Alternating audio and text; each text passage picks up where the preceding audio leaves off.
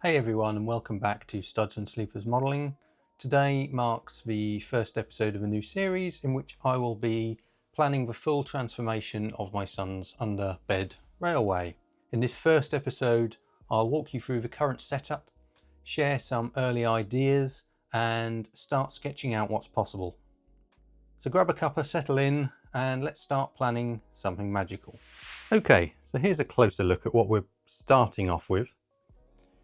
If you'll see, the board, as I said, doesn't extend all the way around the edge of the bed. There's a gap. So we're going to fill that in by extending the baseboard. What you'll also notice is we have extra locos of all different types. We've got a Thomas. We've got the Traveller, which came with the HMDC set. It's quite basic. We've got a Barkman loco here. Again, none of these are DCC. We've got a complete mixture of rolling stock. That's a Heljan, and then we've got a Flying Scotsman. There's a Class 50 at the front there. There's a Peckett, a Mallard. We've got a 153 2-carriage unit. We've got various bits of scenery, including some cows and trees, but very little of it is attached to anything. We've got a signal box and a station, and I'm not quite sure why he's decided to put two phone boxes quite so close together. And every aspect of this is going to get renovated, apart from the lighting. So we've actually lit the bed underneath by putting LED strips on the underside of the bed, which gives it quite a lot of light, even though this is currently a dark room because the curtains open was giving quite a bit of light to the camera, which we didn't need. The HMDC box in the corner there needs to come out, as do the power track pieces here. Everything will be getting its own soldered connections. The whole base here will be getting a good clean out. Now Thomas here is a locomotive that doesn't have a DCC socket, nor does this one. So these two will take a little extra work to get going. Now, the first thing I need to do to get started on this project is take off everything that's loose from this board, so I can take the board out from beneath the bed, get it through into the other room where I've got a bit of space to work. So what I'm going to do now is take up the locomotives, any loose scenery, box it all up, and then I can get it through, measure up, add on the additional baseboard around the edge. Then I can get cracking on some wiring, get the point motors fitted, wire up each individual piece of track, and then it will be a case of fitting DCC chips. And then once I've done that much and made sure the track actually works and the locos work, I can start to lay out the idea I've got for the scenery, and it won't be quite so flat as it is now. In fact, the entire baseboard will be the other way around when it goes back into the bed. We'll have some raised up area, we'll have some road, we'll have some tunnel, we'll have some embankments, and a new station. I've got quite a few kits, walls, bridges, tunnels, everything to build, all to go on to the new layout when we get there. So first things first, I've got to clear this board.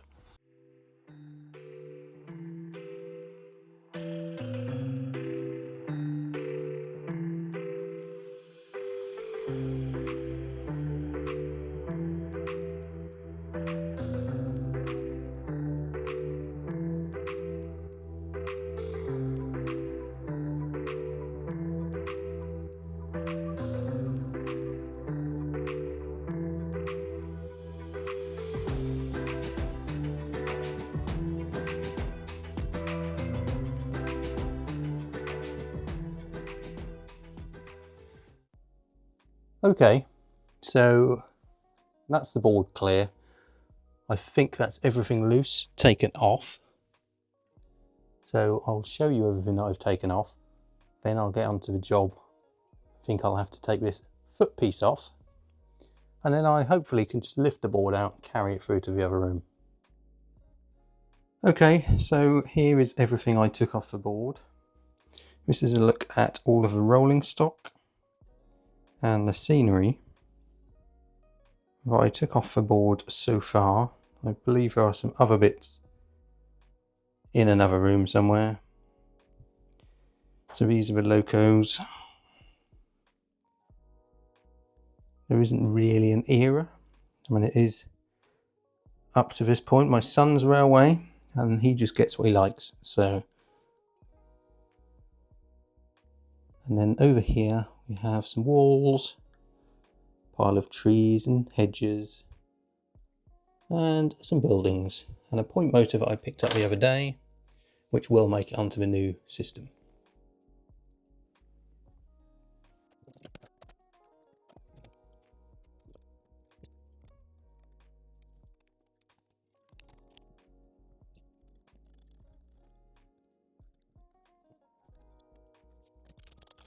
And there we go. The footboard has been taken out. And if I just remove these loose bits, I should have access to the board.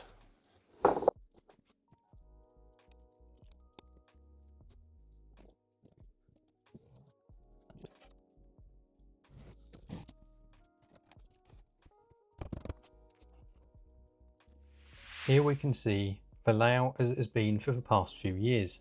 What we have right now is this outer loop of track, which comes around to several sets of points, one going out to the siding and the others acting as a crossover to the inner loop of track, which then carries on around to these inner sidings. Then we have a station here and a signal box here. The plan is to remove the existing sidings, add 2 relocated sidings inside the loop here, and then add 6 more sidings along the side of the loop here. Then we need to fit the point motors to the 10 sets of points. We'll rotate the board 180 degrees, and then this part of the layout will be built up, creating a valley where the tracks are and high ground all around, with the tracks at this end disappearing into tunnel mouths. A bridge somewhere here will allow a road to snake its way down the hill towards the station, which will be here, before crossing the railway here-ish and off the edge of the baseboard here.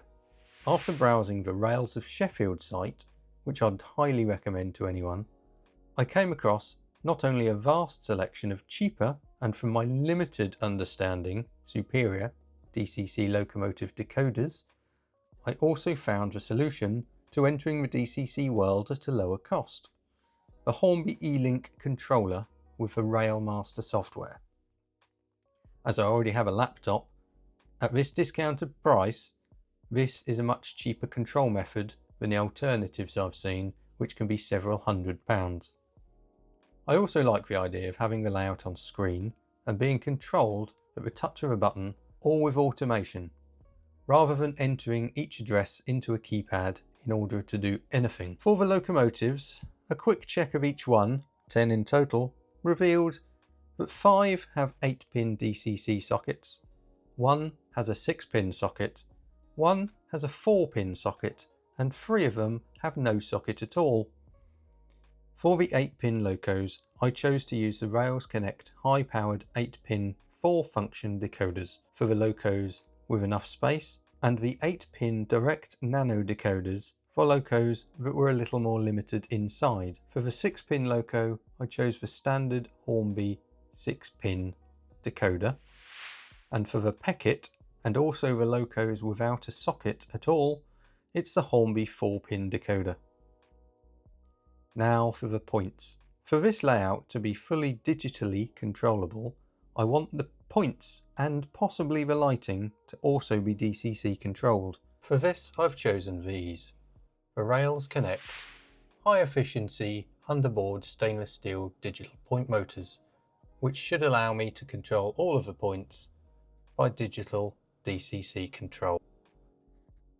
I'll need 3 of these, which along with the 2 surface mounted point motors I already have will give enough to do all 10 points. And so, with those all selected and the eye-watering bill, despite going for the cheaper options, it's time to bite the bullet and place the order. While I wait for them all to be delivered, I can now make a start on the baseboard. I've taken the board up from in the bedroom through there. It's now here, as you can see, on the lounge floor, and I've sort of taken over the entire lounge with this project now, so I need to actually crack on with it. First thing I need to do is I need to extend the baseboard out, so that is the first thing I'm going to do. I've measured the difference between what I've already got and the available space, so I just need to trim some wood and attach it in a way that it's not going to be too delicate when it's moved. So that's what I'm going to do now.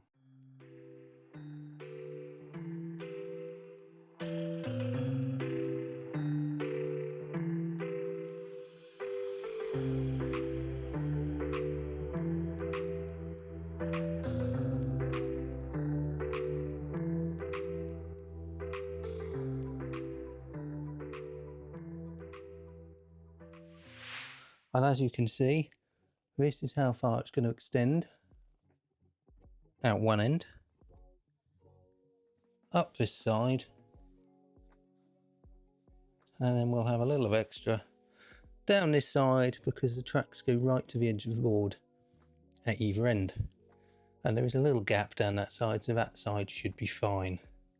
As you can see, that curves right to the edge of the board too, so we're just going to give it a little extra either end. And then this extra down the side where we'll put some extra tracks.